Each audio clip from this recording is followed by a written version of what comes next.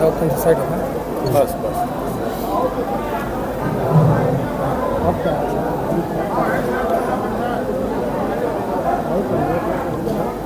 अध्यक्ष जी, आज बागी में, गाजीपुर में ही बागी पड़ता है, बागी में कम्बल वितरण पीडीए माने कम्बल वितरण का प्रोग्राम है, क्या कहेंगे आप?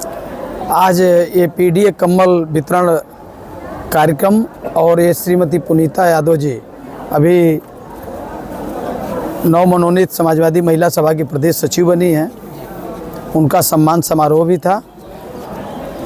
मैं इसके लिए आयोजक श्री सुजीत यादव जी और श्रीमती पुनीता यादव जी को धन्यवाद देना चाहूँगा कि समाज के शोषित, वंचित, पिछड़े, दबे कुचले लोगों को इस कड़ाके की ठंड में इन्होंने कम्बल वितरण करके राहत पहुंचाने का काम किया है, तो हम इन लोगों को धन्यवाद ज्ञापित करना चाहेंगे। अध्यक्ष जी, अचानक पुनीता जी और पुनीता जी के जो हस्बैंड हैं सुजीत जी, ये बीजेपी के प्रोजेक्ट हैं और अचानक समाजवादी में आए और देखिए गाजीपुर में एक हल्ला समझ गया और कम्बल बांट रहे हैं, कभी कुछ प्रोग्राम कर रहे हैं, इस पर क्या कहेंगे आप? देखिए, समाज में काम करने वाला व्यक्ति, जो समाज के अंतिम व्यक्ति के चेहरे पर, जिस बात को डॉक्टर राम मनोहर लोहिया कहते थे कि हम समाज के अंतिम व्यक्ति के चेहरे पर मुस्कान लाना चाहते हैं, तो सामाजिक जीवन में बहुत लोग जब निकलते हैं तो सोचते हैं कि हम अपने कार्यों के माध्यम से गरीब, शोषित, वंचित समाज की कैसे मदद कर पाएंगे।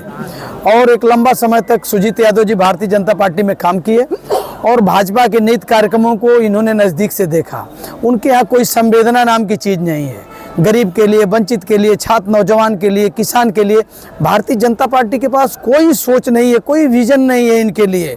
और उन चीज़ों को ये इन्होंने नज़दीक से देखा और इनका जो है कि नेचर जो था समाज में समरसता लाने का, सामाजिक सद्भाव बनाने का और समाज में कमज़ोर लोगों की मदद और सहयोग करने का, तो इन्होंने भारतीय जनता पार्टी छोड़कर समाजवादी पार्टी को स्वीकार करने का काम किया। और मैं बहुत बधाई देना चाहूँगा कि आते ही पार्टी ज्वाइन करने के बाद इन्होंने बड़ा शानदार कार्यक्रम कराया है और बहुत बड़ी संख्या में शोषित, वंचित समाज की, पीड़ित समाज की महिलाओं को आज इन्होंने कम्बल वितरण किया है। अध्यक्ष जी, गाजीपुर में विधानसभा है मोहम्मदाबाद, जहाँ के विधायक हैं शोएब अंसारी जी, और वहाँ एक कल मामला हो गया था जो महा पीडीए चौपाल लगने वाला था। अचानक परमिशन देने के बाद 11 बजे रात में कोतवाल बुला करके और परमिशन को कैंसिल कर देता है। उसके बाद सुबह एक थाना अध्यक्ष जाता है और पूरे तूतुमय में होता है। उसके लिए आप लोग अब तक क्या प्रयास किए हैं? ये कल का जो कृत्य है प्रशासन के द्वारा, ये बहुत ही निंदनीय है। इसकी हम पुनः बहुत घोर निंदा करते हैं।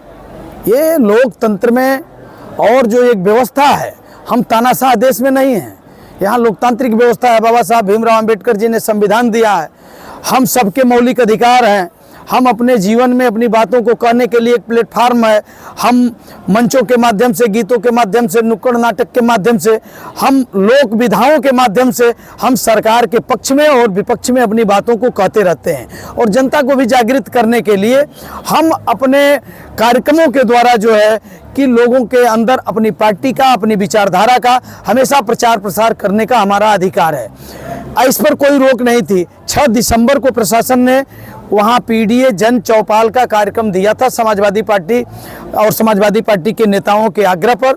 जो कार्यक्रम माननीय राष्ट्रीय अध्यक्ष श्री अखिलेश यादव जी के निर्देशन में, उनके नेतृत्व में 26 जनवरी 2025 से अनवरत 2027 तक चलना है।